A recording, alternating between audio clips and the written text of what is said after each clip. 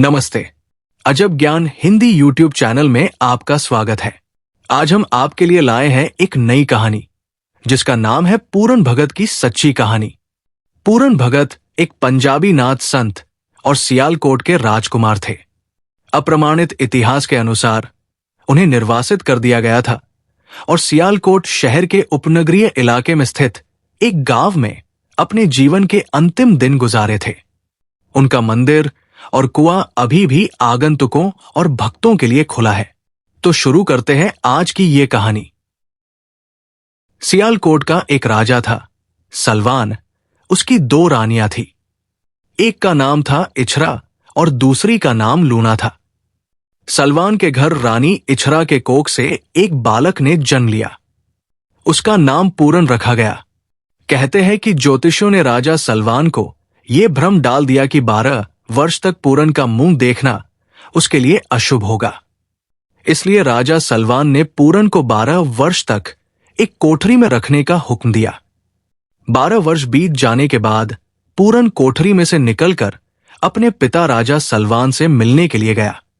राजा Salwan ने पूरन को प्यार करते हुए आदेश दिया कि अब वो अपनी माताओं से भी मिलाए। पहले वो लूना से उसके महल में जाकर मिले, फिर रानी इछरा से जाकर मिले। पिता की आज्ञा के अनुसार पूरन लूना को प्रणाम करने के लिए गया। जवान हुए पूरन की सुंदरता को देखकर लूना दंग रह गई। पूरन उससे मां वाला आशीर्वाद चाहता था, परंतु लूना तो उल्टे पूरन पर मोहित हो गई। वो पूरन को पुत्र की जगह प्रेमी के रूप में देखने लग पड़ी। पर पूरन की नजरों में लूना केवल मां ही थी। पूरन को लूना की ये सोच देखकर निराशा हुई और वो जल्दी जल्दी लूना के महल से निकल आया। दूसरी ओर लूना को बहुत गुस्सा लगा कि पूरन ने उसकी भावना को ठुकरा दिया है। उसने बेइज्जती महसूस किया और वो उससे बदला लेने के लिए उतावली हो गई। लूना के महल में से पूरन के चले जाने के बाद लूना ने एक नई साजिश रची। उसने अपने कपड़े फाड़ लिए और अपने बाल खिलार लिए और राजा के महल में आने तक बुरा सा हाल बनाकर बैठ गई।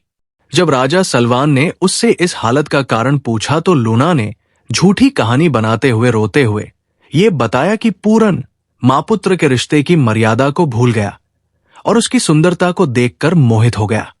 राजा ने लूना की झूठी कहानी को सच मान लिया और उसी समय उसने पूरन को बुलाया और पूरन की कोई बात ना सुनते हुए जल्लादों को हुक्म दिया कि वो पूरन को मारकर किसी कुएं में जाकर फेंक आए। राजा की आज्ञा का पालन करते हुए जल्लाद भोले भाले पूरन को पकड़ कर ले गए, पर उनको ये पता था कि पूरन निर्दोष है। उनको मासूम पूरन के ऊपर दया आ गई, सो उन्होंने उसे जान से नहीं मारा, बल्कि उसके हाथ पैर काटकर उसे एक सूखे हुए कुएं में फेंक दिया। राजा की संतुष्टि के लिए उन्होंने पूरन के कुछ कपड़े जो लहू से लथपथ थे वो दिखा दिए। सौभाग्यवश उस मार्ग से जोगी गोरखनाथ जी और उनके चेलों की टोली वहां से गुजरी। उन्होंने सूखे कुएं में से हाय हाय की दर्द भरी आवाज सुनी। कुएं में देखने पर उन्होंने पूरन को देखा। गुरु गोरखनाथ ने पूरन को उसके बारे में पूछा।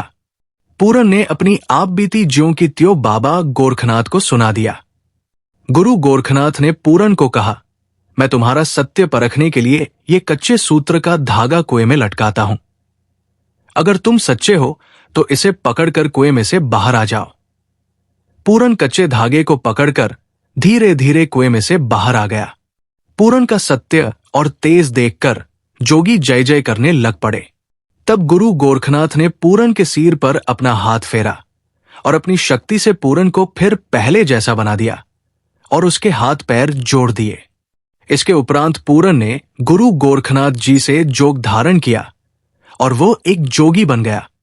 गोरखनाथ जी के और चेलों की भांति पूरन भी समय समय पर नगरों आदि में भिक्षा लेने के लिए जाता। एक बार पूरन रानी सुंदरा के महल में भिक्षा मांगने के लिए गया। रानी सुंदरा ने पूरन को देखा। वो पूरन के रूप और तेज को देखकर उस पर मोहित हो गई। सुंदरा ने मोतियों से भरा एक थाल पूरन की झोली में डाल दिया। पूरन ने वो मोती गुरु गोरखनाथ जी के आगे ले जाकर रख दिए। गोरखनाथ जी ने पूरन से कहा, ये मोती हमारे किसी काम के लिए नहीं है, हमें तो केवल भोजन चाहिए।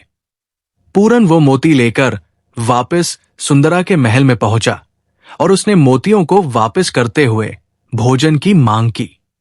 सुंदरा ने बाहर अच्छे पकवान तैयार करवा के खुद गोरखनाथ जी के डेरे पर पहुंची। उसने बड़े प्यार से सभी जोगियों को भोजन कराया।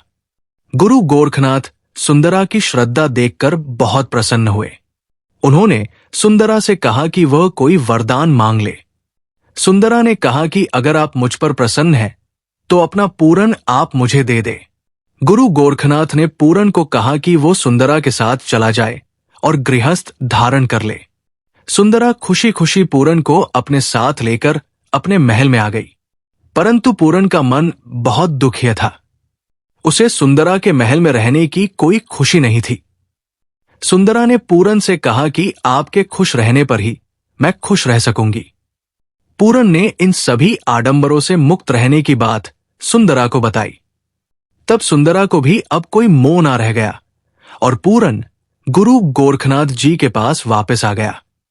बहुत समय बीत जाने के उपरांत एक बार पूरन जोगी के रूप में सियालकोट में आया। तब तक पूरन एक भगत के रूप में काफी प्रसिद्ध हो चुका था।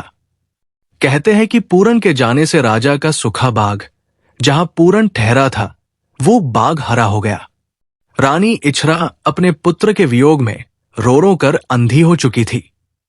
नगर में भगत के पहुंचने की खबर सुनकर वो दर्शनों के लिए आई। कहा जाता है कि पूरन की आवाज सुनकर इछरा ने उसे पहचान लिया और उसकी दृष्टि भी वापस आ गई। उधर कोई संतान न होने के कारण निराश हुई लूना भी राजा सलवान के साथ पूरन के पास पहुंची। पूरन भगत ने राजा से कहा कि उसकी एक संतान तो पहले से है, अब वो दोबारा संतान मांगने क्यों आया है? पहले तो वो पलटे कि उनकी पहले भी कोई संतान है। फिर लूना ने अपना सारा दोष कबूल कर लिया और पछतावा प्रकट किया। तब पूरन ने उनको आशीर्वाद देते हुए चावलों का दाना दिया और कहा कि लूना, इसे खा ले तो उनके घर एक पुत्र पैदा होगा, वो बहुत बड़ा महाबली होगा। कहते हैं कि पूरन के आशीर्वाद से लूना की कोख से एक पुत्र ने जन्म लिया। वो राजा रसालू के नाम से प्रसिद्ध हुआ। इस मुलाकात के दौरान पूरन भगत ने राजा सलवान को अपने बारे में बता दिया। ये जानकर राजा सलवान ने पूरन को अपना राज्य संभालने के लिए कहा, परंतु अब पूरन के लिए इन सभी बातों के लिए कोई अर्थ नहीं रह गया था। इसलिए उसने निम्रता के साथ कहा, मैं तो अब त्यागी हूं। माया के इन बंधनों का मुझे अब कोई मोह नहीं है। कुछ दिनों के पश्चात पूरन ये कहते हुए आगे चला गया, जोगी चलते भले नगर बसते भले। उम्मीद करते हैं कि आपको हमारी ये कहानी अच्छी लगी होगी और इस तरह की और भी कहानियां सुनने के लिए हमारे इस चैनल को सब्सक्राइब कर लें और अपने दोस्तों मित्रों को भी शेयर कर दें।